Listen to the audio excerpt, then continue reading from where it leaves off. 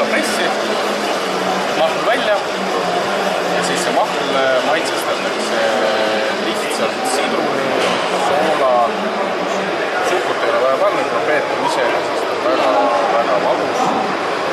Teete sellise värske ja peedi limonaadi. Vajadusel, kui tahate ikka päris limonaadi, võite natuke panna sinna mullivett. Siis on eriline. Kitsejuustu kreem.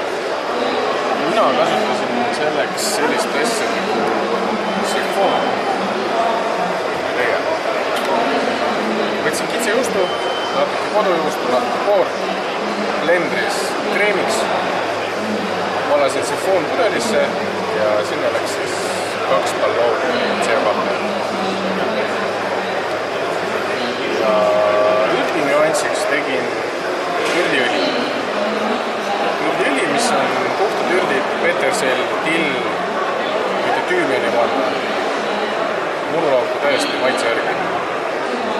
Läheb samamoodi, läheb blendrisse, õli piisavas koguses, et ei oleks liiga vedel, ei oleks liiga paks ja maitstud jälle soola, sidruniga, lipalt.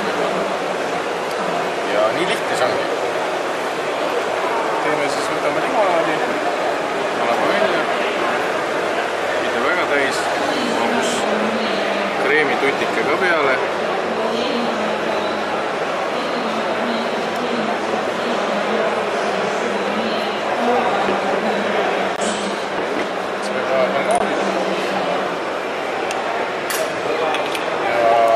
Põhimõtteliselt teeb siis samasugust varianti vaukoor. Kaua viistab läheb paksuks. Aga see on lihtsalt väga kiire variant. Seda võtid peale.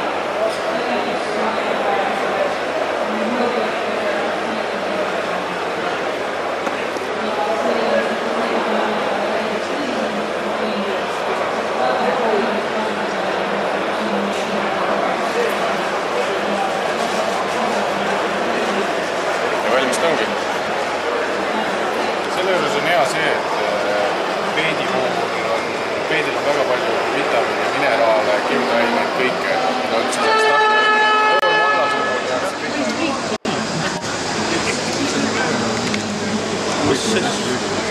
Mis see on?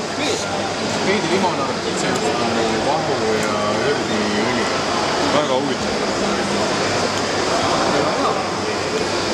Ilmast üle ühe ei tohi võtta. See muideks, üle tükk ära pole midagi üllatud. See on tõsiselt? See on tõesti hea.